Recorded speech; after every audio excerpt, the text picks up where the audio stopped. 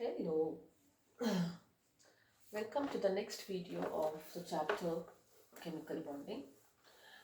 We had discussed about the molecular orbital theory, and we understood that when two atomic, or in general it can be any number of atoms, like you have um, molecules which are containing 2 atoms, 3 atoms, 4 atoms and so on, but the scope in this year is only to understand molecules which are made up of 2 atoms, and 2 atoms are of the same nucleus, homonuclear diatomic. Okay, we are not going to do HCl and all that, H2, O2, C2, all that we are going to do. Okay, so we understood that when 2 atoms come together to form a molecule, their atomic orbitals overlap, and when they overlap, it results in the formation of molecular orbitals. Okay, their energy gets redistributed. When two atomic orbitals overlap, it gives rise to two molecular orbitals. Okay, so one of the molecular orbital will have a lower energy, that is what we call as bonding molecular orbital, and the other molecular orbital will have a greater energy, and hence it is not very stable, and that is what we call as anti-bonding molecular orbitals. Alright, so electrons in the molecular bonding orbital will help in the attraction of the atoms to form a molecule, or in other words, it helps you to form a bond. Whereas if there are electrons in the anti-bonding molecular orbital, it will not help you to create a bond, rather it will make the atoms go away from each other. Alright, so having understood that, let us now understand the types of molecular orbitals. Okay, just like we studied different types of atomic orbitals, now let us study different types of molecular orbitals. So you have sigma molecular orbitals and pi molecular orbitals. What is the sigma molecular orbitals? Molecular orbitals which are formed by the addition or overlap. Okay, so overlap of atomic orbitals along the axis. Along, now we don't say atomic axis, we say molecular axis. That is head on this thing. They are called as sigma bonding molecular orbitals, right? So now here also you will have two, right? If this overlapping is because of the addition, that is constructive interference, right? Then it results in the formation of sigma molecular bonding orbital. Let me write it as sigma MBO. And if it results in because of the subtraction, okay, subtraction of two atomic orbitals, that is destructive interference, it results in the anti-bonding molecular bonding orbital. What is the meaning of this? See, I have, let us talk about what are sigma bonds in atomic orbital. Okay, so you have one s of one atom, and another atom also has one s orbital, correct? Two hydrogen atoms, let's see. Okay, now when these two comes, what is the shape of, I'm not talking about, this is not atom, this is a molecule, this is an orbital. Okay, so when two 1s orbitals come, it results in the formation of a sigma bond, you remember, right? So that is the atomic orbital. So when two 1s orbital comes, you will be getting, now two 1s orbital comes and they overlap along the axis. This is always going to be a head-on overlapping, and that results in the formation of, I told you, when two atoms, two atomic orbitals come, they give rise to two molecular orbitals, right? Remember, I told you that two arrows coming and results in two, right? So if I say I have one s and one s which are overlapping, this, you know, it forms a sigma bond. But what will be the molecular this thing? 1s will give you sigma 1s and sigma star 1s. Alright, so this is what we call as, this is because when you have the addition, this is because of the addition. Let us say this is 1s orbital's wave, and if there is another 1s, now both are of the same energy, so they will be on top of each other and it results in a bigger amplitude, okay, positive. And something which is positive, greater stability means lower energy. And if the trough of this is falling on this, it results in the subtraction, and that is when you get the antibody. Alright. Similarly, if you have 1s and 2p for that matter, they will also, you will have that will also result in the formation of sigma and sigma bonding and sigma star bonding. Okay, we will write the diagram for now. Just to explain you, I had told this. Similarly, what are pi molecular orbitals? They are the molecular orbitals which are formed because of the overlapping of atomic orbitals laterally, sideways. Okay, lateral overlap. Again, if the overlapping is going to be because of the addition of two, then what we call as constructive, then it results in pi anti-bonding, sorry, pi molecular bonding orbital. And if it's because of subtraction of two waves, that is subtraction when it happens when the crust and trough fall on each other, that is when you have pi star anti-bonding molecular orbital. Okay, so this is what you get, pi and pi star. Let us try to get the shape of this first. Okay, let us start with 1s. Now you have 1s. Okay, so this is 1s and this is the nucleus of that, and let us say this is the region positive. What is this positive telling you? Positive is telling you that the wave pattern is going to be positive here, correct? That means this is a wave which is having the constructive side of it, right? And then you have like this is also positive, right? So or for now you can even visualize that there are regions of electron density here. So what happens if there is addition?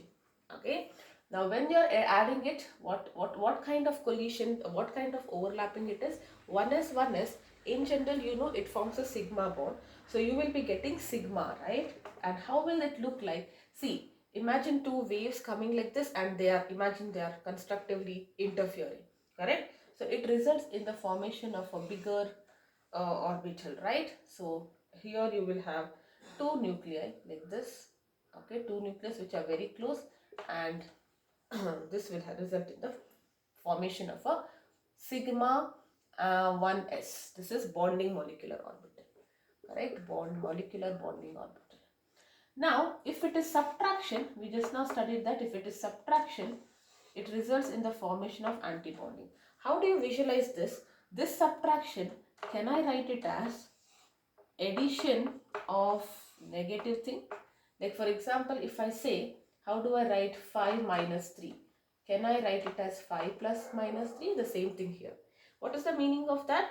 You have overlapping of two 1s orbital, one which has got electrons in it, I mean the density of electron is greater, and one which is not so greater.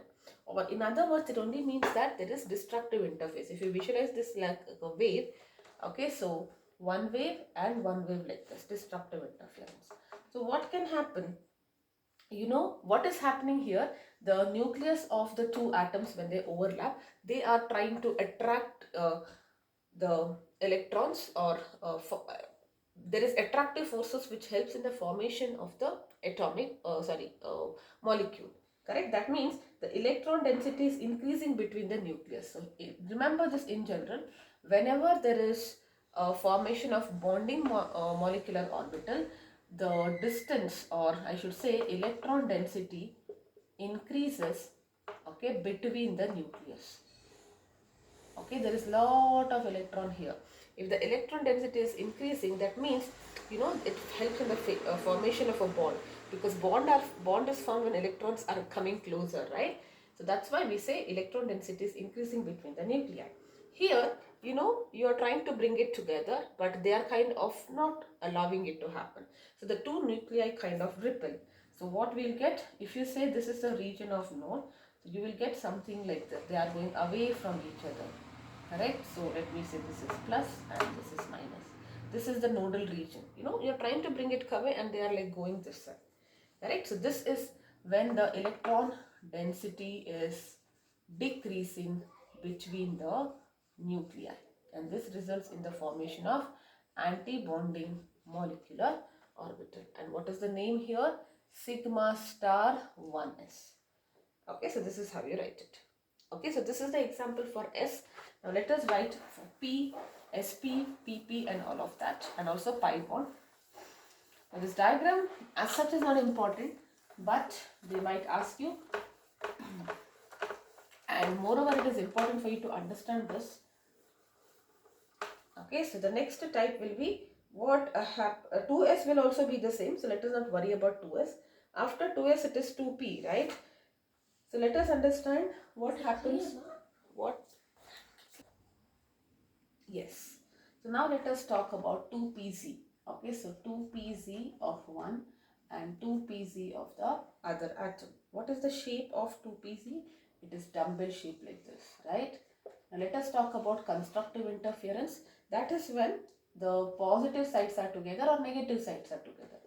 Okay, that means there is region of electron density on top of it. So they will kind of add up, correct? So that's the meaning of this. So what will you get now? Look at that, the nucleus is here, correct? Positive is always going to, or constructive interference always gives the nuclei will be attracted towards each other. So they will start coming, this part will start coming towards each other. They kind of merge and you will be getting a bigger region like this. Correct? So something like this. There should be two nucleus. Something like this. This is what you will be getting. Right? So the nucleus will be here. Right? So the two nuclei, the distance is actually reducing. And this region, they will become smaller. Correct? So this is what will happen. I hope you are able to visualize this like a balloon. When these both are adding, constructive interference means the amplitude adds up. When they add up, it results in the bigger amplitude. Okay, and here they are on opposite sides. So because this is added, this will become smaller. The total size should be the same, right? So if this has become bigger, this has to become smaller. Now let us talk about what happens in the case of destructive interference. And what is this? This is sigma 2p orbital, molecular orbital, correct? And what will happen like this? This I told you, this this is subtraction. Okay, this is like subtraction like this, but subtraction can be written as addition with the minus sign, right? 5 plus minus 3. So what is happening? The nucleus is here. This part is fitting on top of it, crust and trough. So they kind of the amplitude becomes lesser. So it becomes smaller, correct? So if you think that this is the nodal plane, so you will have a smaller like this here, and here it results in the bigger one. Correct? So this is your plus minus. Here it was minus plus minus and plus. Okay, so don't get confused. Constructive is when two pluses come together. That is, this is will be sigma star 2pc, right? And destructive is when plus and minus comes together. Subtraction is nothing but this. And when they come, their amplitude is reducing, so this becoming smaller and this is becoming bigger, and they are repelling. So that is why it is like this.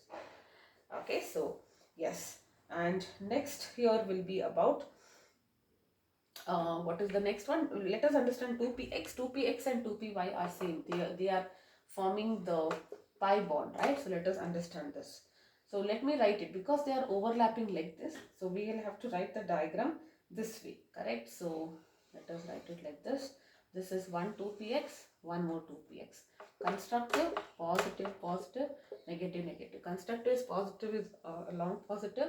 This is the nucleus, correct? So what will it result in? Now when this forms, this, now look at that, don't write like this becoming bigger, but because it's not, it's sideways overlapping, correct?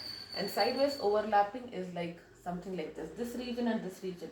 Don't write it like this because it's overlapping like this. Don't increase the size like this, you have to increase the size like this, correct? So this is what is positive, here is the nucleus, and this is the negative. So this is pi 2px, and same is the diagram for pi 2py. Alright, next for destructive or antibonding molecular orbital, it is subtraction, which is addition of this, correct? And when these two kind of overlap like this, it results in the smaller lobe, right? You should get a very chotu mutu lobe. So you will get something like this. They are gonna repel each other, right? They're going away from each other like this, and here it is constructively interfering, correct? So this will be the plus here, minus here, plus here. So what is actually happening? Visualize them to be like a balloon. It becomes easier. when these two part of the balloon are becoming smaller and they are trying to go away from each other. That's why, it is actually like this will be the shape. They're trying to repel, right? So they're going away from each other. So this is what exactly you will be getting. Okay, so these are the different kinds of overlapping. Now let us understand the energy diagram or energy level diagram, and then it is easier for you to understand the filling of the electrons. Alright, so let's now start with this.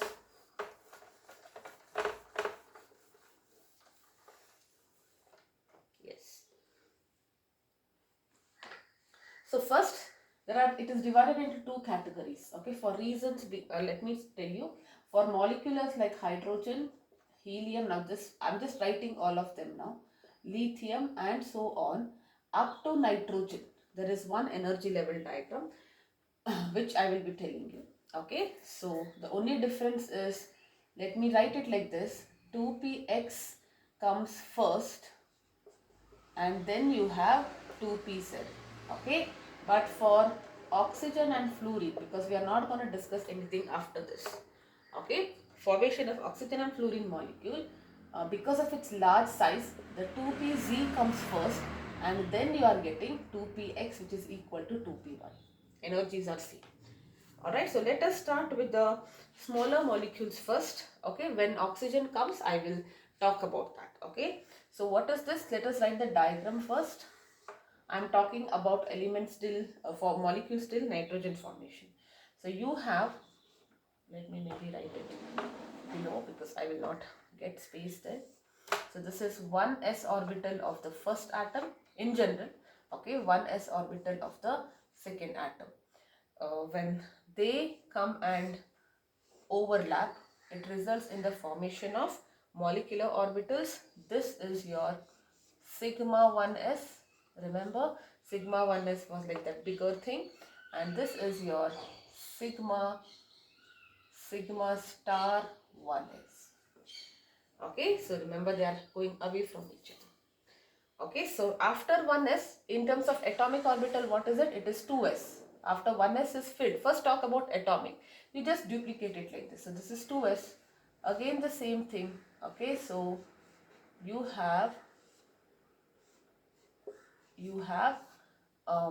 this is sigma 1s, so this is sigma 2s and sigma star 2s. That's what you have. Next it is 2p, right? 2p has 3 orbitals, correct? This is 2p, or 3 I should write. This is 2p and this is also 2p, 3 orbitals, right? Now when I told you this, I told you in the order. First let us write 2px and 2py, and both are having same energy, so let me write it together. Okay, so this is 2px, this is 2py, and they will form sigma 2, okay, 2px and 2py will form pi. So let me write it as pi 2px, pi 2py, and both of them have equal energy. So just to represent that, let me write it as equal to pi 2py. So after filling this, it will come here and here. Both are having the same energies, right? And after that, I told you there is 2pz. Now before antibonding comes, the bonding is completed here. Okay, so you have 2 sigma, this results in sigma 2pc, right? Sigma 2pc it is.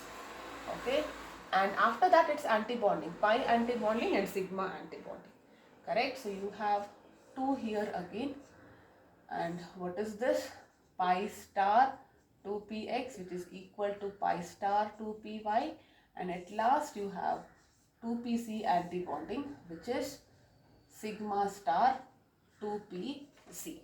Okay, so this, if you remember, you should be able to write everything. So let me write it this because it got erased.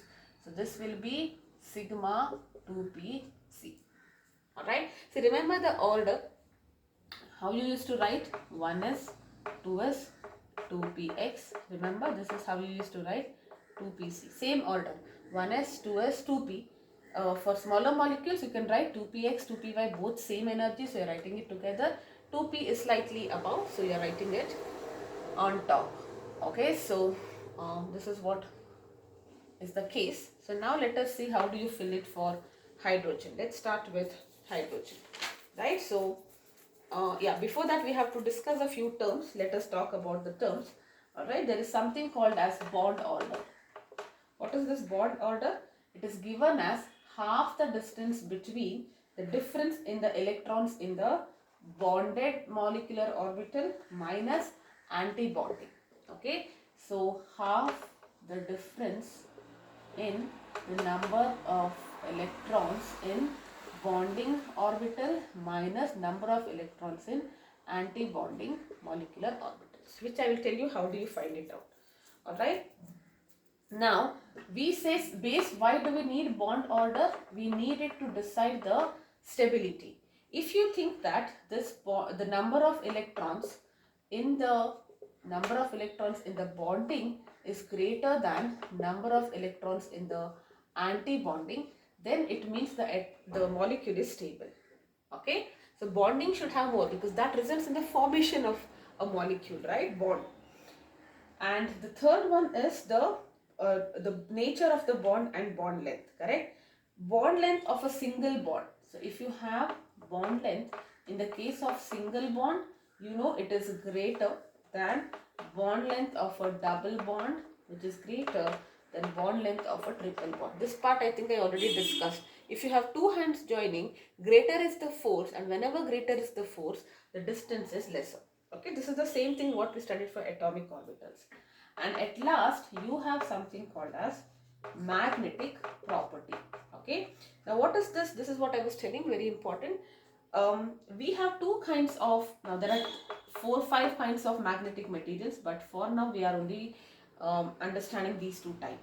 We have something called as diamagnetic material, okay, and then we have something called as paramagnetic. What is the meaning of diamagnetic? They are weakly repelled by a magnet, and these are weakly attracted by a magnet. See, you know, when you bring an iron near a magnet, it is strongly attracted. That comes under ferromagnetic, which we don't have to study now. Imagine you have a magnet. If there is some molecule or an element or some substance which is coming in the presence of a magnet, it is weakly repelled. You know, it's slightly going away. Weak repulsion. You can't even feel it. That is what we call as diamagnetic. And you have a magnet, and this substance, it is little bit attracted, okay? That is what we call as paramagnetic. Now, how do you understand which is, now imagine you don't have a magnet to test this, or even if you have a magnet, you cannot feel it, it is that weak. But how do you understand this in terms of chemistry? If there are unpaired electrons, okay, then it is paramagnetic. If you have at least one unpaired electron, okay, single, which is not paired, then that means it is paramagnetic. That is how you check. All right, now this exact thing, why if there are unpaired, why it gets weakly attracted, all that you are going to study next year in magnetism, in physics. So do not worry about this. Okay, so understand diamagnetic is a substance which gets weakly repelled by a magnet. Paramagnetic is like it's getting slowly attracted towards magnet, correct? And what decides their nature? If there are unpaired electrons in, when you write all the molecular orbital diagram, at the end if you have even one unpaired electron, that means it is paramagnetic. If everything is paired, it means it is diamagnetic. Alright, yeah, everything is paired, no unpaired electron, it is diamagnetic. We also decide, you remember we did the dipole moment. Dipole moment is basically the magnitude of the charge into the distance. This dipole moment is also given as n into n plus 2 under root, where n is the number of unpaired electrons. If you have 0 unpaired electrons, won't it become 0? So you just say when mu is 0, it is diamagnetic. When mu is not 0, it is paramagnetic. It's the same logic. Alright. So either you, when you write the diagram, you don't need this. You will be able to figure out, right, which is, okay, maybe I should have written it here. Let me just, so that I have to show the filling of electrons, right? So let me write it on the bottom. Okay. So this is your sigma 1s, sigma star 1s, sigma 2s and sigma star 2s. Okay. Alright, so when you write the diagram, in any of the orbital, if there is one electron, it is para. No, everything is paired means it is dia. Alright, so having understood this, let us now find the how do we fill the energy diagram for a molecule in the case of hydrogen molecule. Correct? Now hydrogen molecule, how many total number of electrons is what you do. You have one electron in each of the hydrogen atoms, so you have totally two electrons. One electron here, one electron here, right? So what will be the electronic configuration? How will you fill it? There are two electrons, so both will be filled here. Correct? So this now, you go in this order. Everything has two, right? So the filling is like this. Correct? So electronic configuration will be sigma 1s2. That's how it is, right? And is there anything in this thing? You should always write this, but you will write it as 0. Now don't think that first after this is filled, this is according to your Aufbau's principle, right? Only after 1s is filled you'll get to 2s and all that. But here, after filling this, because this is having lower energy, first electron comes here, second will come here, third will come here and all that. It's the same principle. Alright, so let us check what is the bond order. It is half into how many electrons in the bonding? 2, and anti-bonding no. So it is 2 by 2, which is 1. And if it is bonding order is 1, that what is the meaning of that? It is like a single bond, but let us not talk about, this is like this. I will not call this as bond as such. It is basically telling you this, there is one region of electron cloud between two hydrogen atoms. So that means it is stable because you are getting some bond order, it is stable. Or in other words, how did we define the stability? Number of electrons in the bonding is greater than anti-bonding, so it is stable. And is there any unpaired electrons here? Everything is paired, so it is diamagnetic. Okay, diamagnetic. Fine? Yes, okay. Let us now talk about helium. Okay, so helium, let me write it as helium molecule. Helium exists as He, but still each helium atom has 2 electrons. So there are 2 helium atoms, so totally 4 electrons. So how do you write the configuration? The first 2 electrons comes here, the next 2 electron will come here for helium. Correct? So you will write sigma 1s2 and sigma star 1s2. This is how you will write.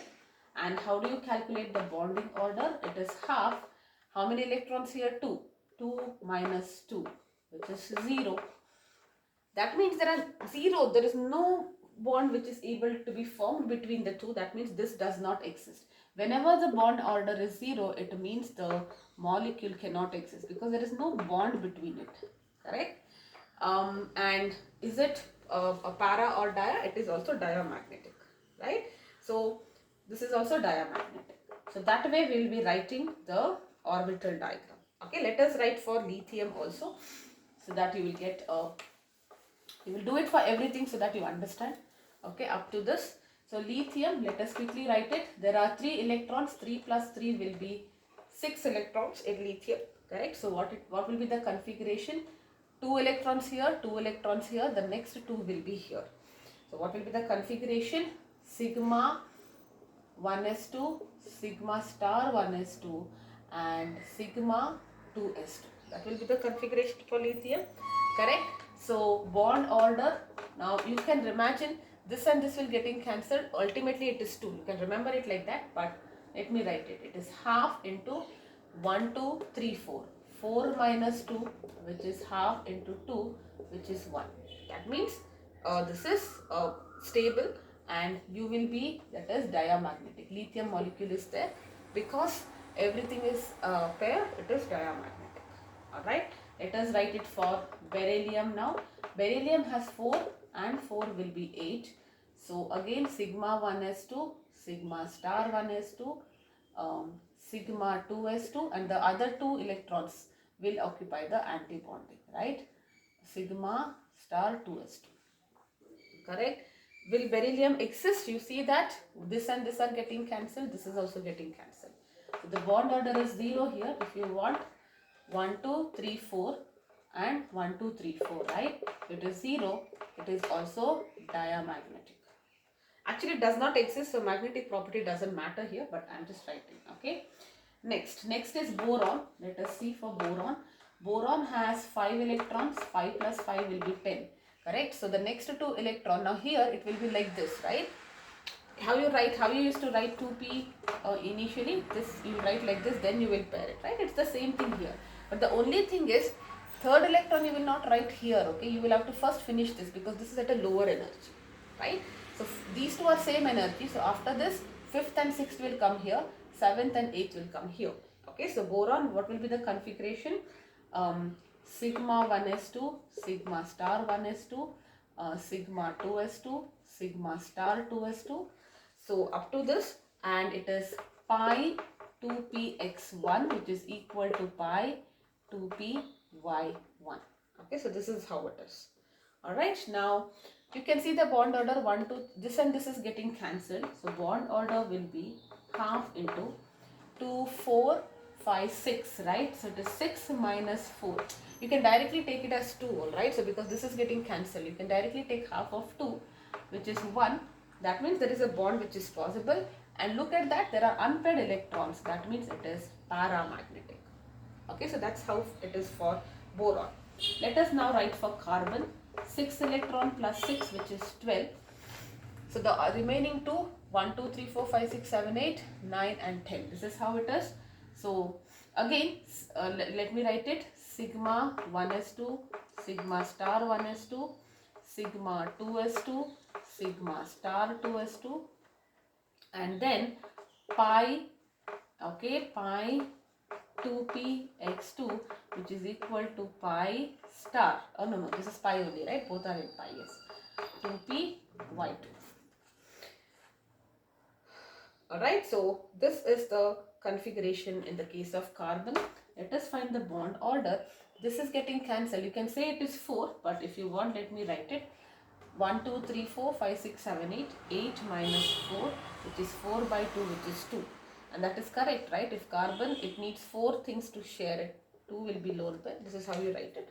So clearly its bond order is 2. Okay, and it is diamagnetic because there is nothing which is unpaired. Everything are paired. Alright, so this is how you write. We will complete nitrogen, and for oxygen and fluorine, this diagram is going to change a bit. Okay, so first let us write it for nitrogen. There is a list in the book. You can refer that for your this thing, but they might ask you to write along with the energy diagram the formation in the case of anyone. Nitrogen is N2, 7 plus 7, which is going to be 14 electrons, right? So 14, how will you write? 1, 2, 3, 4, 5, 6, 7, 8, 9, 10, 11, 12, and then 13 and 14. Both will come here. Correct? So you will write sigma 1s2, sigma star 1s2, and then sigma 2s2, sigma star 2s2, and after that pi 2px2, which is pi 2py2, and then you have pi, sorry, this is sigma 2pz2. Okay, so this is how it is, right? So what will be the bond order? Now this is getting cancelled. 4 minus 2 it is, right? 4 minus 2, half of, let me calculate it, 1, 2, 3, 4, 5, 6, 7, 8. In the bonding, 1, 2, 3, 4 and 8. 8 plus 2, 10. This is also bonding, right? So it is 10 minus 4. Correct? So 10 is 6, 6 minus 4. 10 minus 4 is 6, 6 by 2 is 3. And you know there are 3 regions, right? This is how nitrogen molecule is. And what is it? It is also diamagnetic, right? So because there are no unpaired electrons, right? So that is about till nitrogen. Moving forward, let us now understand for oxygen and fluorine. Now, please remember, oxygen is having 8 electrons. That means the size is slightly going to be bigger, correct? So now, in case of oxygen, the distance between this is slightly going to be more. Okay, oxygen onwards, the distance between 2s, they are expanding, right? Because you know more electrons are there, so the size is going to be a little more, right? So because of the increase in the size, what is going to happen is the energy difference between 2s and 2p is large. So the interaction between them is the least, correct? So this difference becomes larger. Okay, so what happens? this will come down and this will go up. Okay, so simply remember, I will just write it here. Okay, so see, up to the lower molecules, it's in the order 1s, 2s, bonding, antibonding, bonding, antibonding, right? And at last, okay, so let me write it because I think it got erased. Okay, 1minute, yes.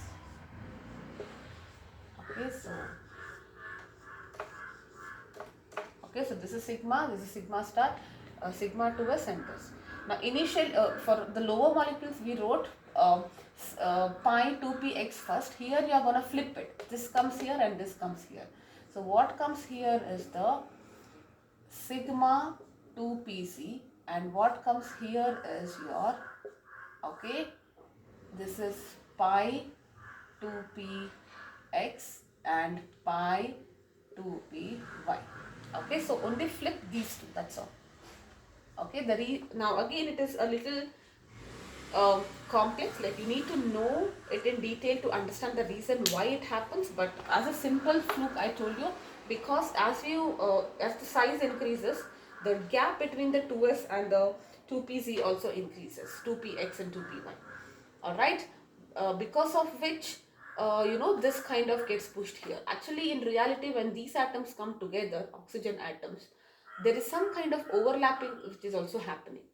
Okay, but all that is very complex, so you don't have to worry about it. You only remember this diagram, oxygen, and onwards it will just flip. Okay, this part which was down will come here. Don't change anything here, only these two will be changed. Okay, that's what you will remember.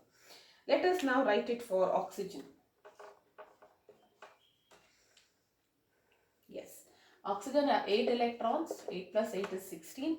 So 1, 2, 3, 4, 5, 6, 7, 8, 9, 10, 11, 12, 13, 14, 15 and 16. Right, so this is how it will be. So what will be the configuration? Sigma 1s2, sigma star 1s2, sigma 2s2, sigma star 2s2, and after that it is sigma 2pz2, okay, and then pi 2px2, which is equal to pi 2py2, and it is okay, after that it is pi star 2px1 and pi star 2py1. This is how it is, right? So I hope this is clear. You can write this as equal here, by the way. Yes, here also you are right. Yes, okay. Now, what will be the bond order? This is getting cancelled. 1, 2, 3, 4. Oh, sorry, 1, 2, 3, 4, 5, 6. 6 minus 2 will be 4. 4 by 2 is 2. Or you write it. Okay, half. 1, 2, 3, 4, 5, 6, 7, 8, 9, 10. Totally 10. Minus 2, 4 and 6. Correct? So this is 4 by 2, which is 2. And you know oxygen has 2 regions, right? So it's correct. The bond order, you can visualize it like the bond, number of bonds, but it is more of something to do with the bond strength. Okay, how stronger it is. And last is about fluorine. Okay, let us do it for fluorine also. Fluorine is F2. Do you have fluorine? Just a second, let me just check.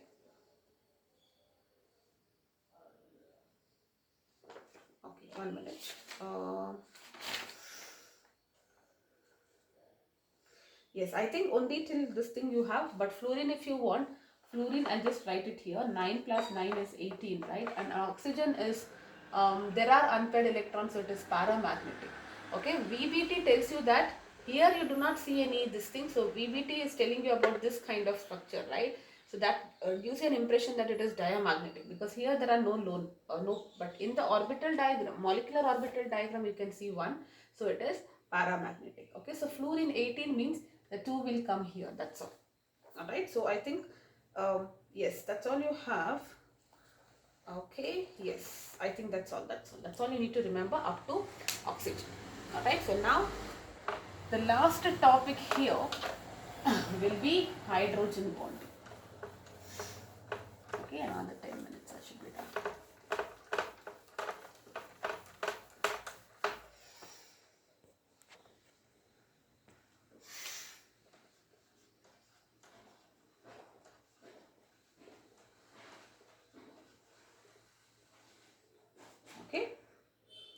Now this, see, remember when we did ionic covalent and all that, there was something which is present within the molecule. You have hydrogen which is also intra.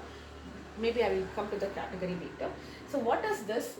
Bonding is the force of attraction, electrostatic force of attraction. Since it is talking about hydrogen bond, so one of them must be hydrogen atom. So it is between hydrogen atom which is covalently, okay, bonded to a electronegative atom like fluorine, oxygen and nitrogen of a polar covalent molecule. Okay, so of a polar covalent molecule. What are the examples of a polar covalent molecule? Water, HCl and so on. Correct? And electronegative atom of the same molecule or another molecule. Okay, an electronegative atom of either the same molecule or different molecule. Very, very important. It's a little lengthier. See, it is the force of attraction. There are two things. Okay, it's the force of attraction. Now let us talk about water. I'll give you an example. So how do you write water or HCl? Okay, so you write HCl like this. I'm writing it like this intentionally. Okay, so this is H plus Cl minus, delta plus it is. Correct? And then you have H delta plus. This is one molecule. This is one molecule. And this is the second molecule. And this is the third molecule. Correct? Now, between the there is a covalent bond here. You know this, right? There is a covalent bond here. Now, between the hydrogen of one atom and the chlorine of another atom, there is a force of attraction. That is, different molecule. Look at that. Hydrogen atom bonded to an electronegative atom. So, there should be a hydrogen atom which is bonded to electronegative atom. Now, we do not see it for HCl. My bad. Yeah, it has to be HF because Cl onwards it is less electronegative. Okay, it should be highly electronegative. Maybe let us write it as F. Okay, delta minus, yes. Now, if you have a hydrogen which is covalently bonded to some electronegative atom, like it should be only fluorine, oxygen and nitrogen. Okay, now there is a force of attraction between hydrogen. Let me focus about this. In all the three, there are three molecules. Okay, first molecule, second molecule, third molecule, and there is a lot. I'm just explaining this much. Correct? So if you see that hydrogen is bonded to an electronegative atom covalently, and there is a bond between this hydrogen and the electronegative atom in a different molecule. This is the different molecule case. Same molecule I will come later. Okay, now don't consider this to be the hydrogen bond. This is your normal covalent bond, right? The dotted lines what I have shown, that is the hydrogen bond. Okay, so hydrogen bond is nothing but the bond, in simple words, it's a bond between hydrogen. Okay, and that what is the condition? That hydrogen should be covalently bonded to some electronegative atom, and that bond is your regular polar covalent bond. Okay, now that hydrogen which is bonded will have a force of attraction between electronegative atom of the different molecule or same. I will give example later. Okay, now understand this to be different molecule first, it becomes easier. So this is a regular covalent bond, this is a hydrogen bond. Dotted line show you hydrogen bond. Okay, so this is the this thing, right? Now you have two types based on whether it is same and different. If the hydrogen bonding is between two atoms of the same molecule, then we call it as intramolecular hydrogen bonding. And if it is between two different molecules, we call it as intermolecular hydrogen bonding. And whatever we studied, this is intermolecular, between two molecules. Within the molecule, there is a regular covalent bond. Do not read this as hydrogen bond. Okay. Now, between two molecules, there is this bond. That is the electronegative atom of one molecule and the hydrogen of other molecule. It cannot be anything else. It has to be hydrogen with something. That's why it is called as hydrogen bonding. Hydrogen with only fluorine, oxygen or nitrogen. Okay, so this is intermolecular. Right? Even in the case of water, you can see. So how will you write water? Water, you can write it like this. Right? So this is one water molecule. This is your second water molecule. This is your third water molecule. Correct? Between hydrogen of one and oxygen of another. Right? So you can, if I write it like this, I will just show you. Okay, it becomes easier for me to show it. This is my hydrogen. Correct? So here also I can show you like this. This is my hydrogen bond. So sometimes they ask you this question. In one molecule of water, the you will have two covalent bonds for sure, right? And you will have like this, the hydrogen. If you are focusing about this with respect to hydrogen, it will come here like this. Correct? So that is how it is, right? So in water molecule, the central atom is oxygen. It is bonded covalently to two hydrogen atoms, and this oxygen is also how many bonds the oxygen is making? Two covalent bonds within the molecule, two hydrogen bonds with the hydrogen of the neighboring molecule, right? Now what happens whenever you have compounds with hydrogen bonds, right? So you have to break this bond also, this bond also. So the boiling point will be higher in these cases. They have a much higher boiling point, because if you want to make it a gas, you have to break all these forces of attraction. Alright, let us take an example of intramolecular hydrogen bonding. What is the meaning of this? The bonding between hydrogen and the electronegative atom, which is not the regular covalent bond, is within the molecule itself. Right, let us take this example of orthonitrophenol. Okay, so this is my benzene. Okay, orthonitro means in the ortho position. Remember, this was my ortho position. Let me write it like this. This is my phenol. Okay, so this is the ortho position. Actually, they write it here. It's the same. Okay, just to if you write like this, it becomes easier to show the bond. Okay, so this is the first position. Adjacent to it is ortho. This becomes meta and this becomes para. We generally write phenol here, so this becomes ortho. The reason why I have written like this is just to show you better. Okay, nitro. Nitro is there is a NO2 group like this, right? And maybe I will show it like this. Okay, this is the coordinate. Now look at that. This is within one molecule. I'm not writing another molecule. All these are covalent bonds, but hydrogen and oxygen will form a hydrogen bond here. Alright. So now the only thing is, if intramolecular hydrogen bonding will decrease the possibility of association of molecules, and that's the reason intramolecular hydrogen bonding compounds will have low melting points. Okay, because they are bounded together, right? Within the molecule it is. So it will the association possibility is lesser. So they do not want to mix and become. So they are like, okay, I'm happy myself. I don't want to bond with something else, and it is easier to break them, right? So low boiling points. Okay, so these are the two types of hydrogen bonding. If the bonding between hydrogen and the electronegative atom is of a neighboring molecule, intermolecular, that is boiling point is high. If the bond is between hydrogen and electronegative atom within the molecule, apart from your regular bond, don't read this again, I'm saying, okay? So that is what we call as intramolecular hydrogen bonding. Alright, now this hydrogen bonding gives you some weird properties for water, and it is very, very important. Okay, because of we are now only talking about water in general. Okay, so water has got hydrogen bonding, we have seen that. Because of this, it has got some special properties which we call as anomalous properties of water. Okay, so what is that? What I just now told you, unusually high boiling point, correct? So the number of water molecules are associated due to hydrogen bonding. Energy is required to break the regular covalent bonds plus additionally the hydrogen bonds. Hence it is larger. Okay, and you also know that density of ice is lesser than water, and that's the reason ice floats in water. If you put ice cubes for your lemonade or any of the soft drink, you can see that ice floats. But isn't this a violation?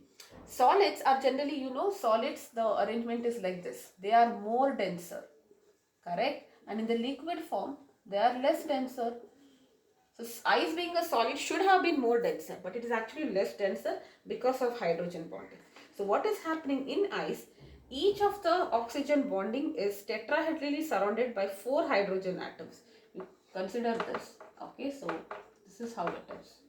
Okay, now with the 2 I have regular bonds, and this is for the neighboring molecule. Okay, so it is actually like this.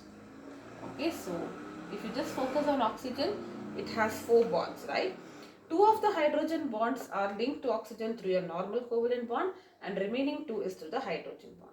And if you look at this results, if you complete this like this, it results in the formation of a honeycomb structure.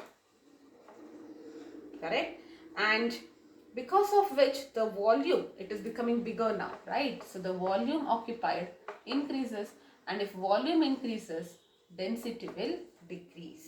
And that's the reason there is why ice is less denser, though it is a solid. Okay, you must have studied in your lower grades. The only reason is because of the hydrogen bonds, it should have technically, when you form ice, it should be, the molecule should come closer. But because of the hydrogen bonding, they are expanding little bit, and that's why density is reducing. And you should also know that this is very, very important. Density of water is maximum at 4 degrees centigrade. Alright. Now let us say you have ice, for example. Okay, ice which is at 0 degrees centigrade. It has some density, right? Now what happens when you are heating it, right? So when the temperature, you are heating it, let us say, okay, when the temperature of ice is increased beyond 4 degree, the hydrogen bonds will be broken, correct? Because comparatively they are weaker than covalent bonds. So first they will be broken, and when they are broken, the water molecules can come closer, right? So the water molecules will come closer because this bond is now broken because you are heating it, correct? And hence, because they are coming closer, the density will increase, correct? Now this will continue up to 4 degree. Okay, so what is happening? You are taking ice and you are heating it. The hydrogen bonds get broken, the water molecules come closer, and closeness means crowding, density will increase. This will happen up to 4 degree. Now if you heat beyond 4 degree, what is happening now? At 4 degree, you say the density is continuously increasing. Okay, let us say the density is 100, for example, without giving any units and all that. Okay, at 4 degree it is 100. It was maybe 50, 60, 70, 80, and now it is 100, for example. Okay, now if you further increase the temperature, because of the greater heat, water molecules will move away from each other predominantly due to the cleavage of hydrogen bonds, and because of which the volume increases and density will decrease. Okay, so initially it was at 0 degree, you are heating it 4 degree. Okay, and then you are heating it beyond. Here what is happening? Here the density is increasing and it is becoming maximum at 4 degree. Now beyond that, if you heat, what happens is the water molecules will move away predominantly because there is more heat. That heat is so strong that they are going far away and far away and far away. If they are going so far away, that means the density will reduce because the volume is increasing, correct? So that is why we say at 4 degree it is having the maximum density, and this property is responsible for the survival of aquatic life and all that, right? Imagine only the top surface of water in the frozen lakes, only the top surface is 4 degree becoming ice. The underlying layers are all in liquid, and that's the reason. Imagine if all the water is frozen, then how will this aquatic animal survive, correct? So the underlying layers are at a comparatively little higher temperature than outside. That's why they are still in the liquid state. It is because of this property that it enables the survival of aquatic life. There are so many other things which you might have studied in your lower grades, right? So, and it is only because of this. So understand, density is maximum at 4 degree because when you start heating, initially the hydrogen molecules break and they come closer, so density is increasing. But after 4 degree, that heat is so much to make the hydrogen bonds to go away from each other, because of which volume increases and density decreases. Alright. Yes, that's it about this. Alright, so this chapter is complete. You can revise this thoroughly. Anything you want me to ask, you can always get back to me. Yes, thank you and bye-bye for now.